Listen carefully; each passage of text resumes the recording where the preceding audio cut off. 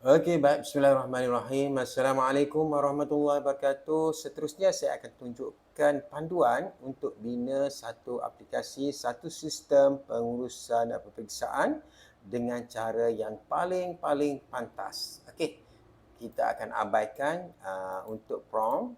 Kita terus kepada buka Google Sheet. Ini cara pantas lah. Okey, kemudian kita copy salin kod gas, pergi bahagian extension, AppScript.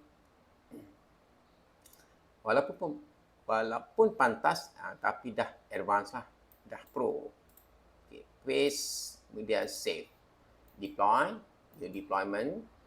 Kemudian kita ambil web app, only my step kepada anyone. Dan kita deploy. Nanti kita akan dapat web URL. Authorize, kita bagi kebenaran terlebih dahulu. Continue. Okey, kita dah ada web app. Okey, kita masuk sekali lagi. Kita ambil laman. Dan kita buat. Jadikan kepunyaan kita. Make a copy. Kita namakan sebagai, contohnya SMK Zainab 2. Dan kita make a copy. Yang asal ni kita boleh pangkal. Okey, di sini kita kena tukar. Contohnya kita ambil web app. Masukkan di bahagian merah. Okey, paste. Okey, yang ni kita boleh tukar kepada password kita nanti. Untuk kata laluan. Contohnya, PAS 123. Okey, siap? Kita copy lah. Copy. Kemudian kita masuk dalam Google Site. Kita akan benamkan dalam Google Site. Okey, blank. Okay, pergi bahagian Pages. Klik tambah dan ambil full embed. Dekat sini kita boleh namakan sebagai exam SMK Zainab 2 lah. Exam SMK Zainab 2. Dan kita klik done. Bahagian add embed. Embed kita boleh paste. Kemudian next. Insert. Okay, kita punya dah siap. Okay, sini kita tukarlah pada exam SMKZ2. Okay. Nanti dia akan ada kat sini home page. Kita pergi bahagian page. Kita jadikan sebagai home page. Dan home ni kita delete. Untuk teks yang bawah ni kita boleh highlight, delete. Okay, sebelum kita share, kita publish, klik orang tambah ni. Ni kita boleh tukar kepada public. Ataupun my Gopah tadi lah. KPM. Okay, done. Barulah kita klik publish. Okay, ni kita boleh tukar. Contohnya exam apa semua. Kita klik publish.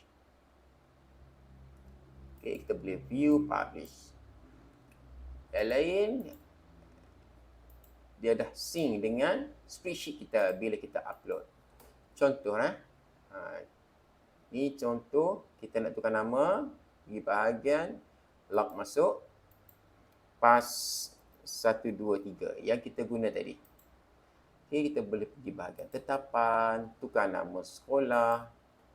Contohnya SMK Zainab 2. Dan kita boleh simpan. Dan kita boleh pergi bahagian pelajar, kita boleh choose file untuk ambil data.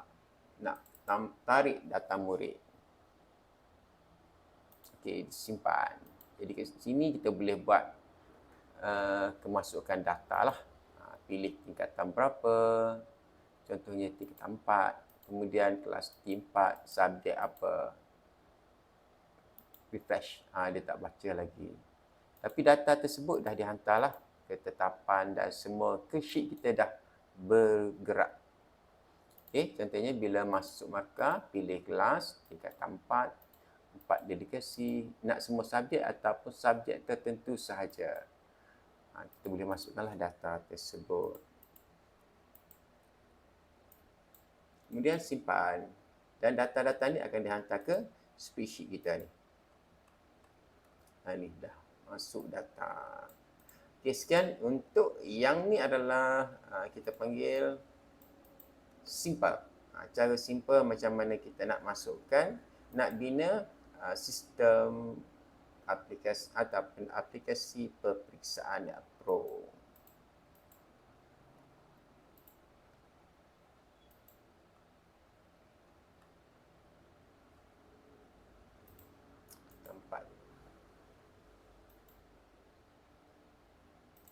Okey, sekian, kita jumpa kelas nanti. Assalamualaikum warahmatullahi wabarakatuh. Bye-bye.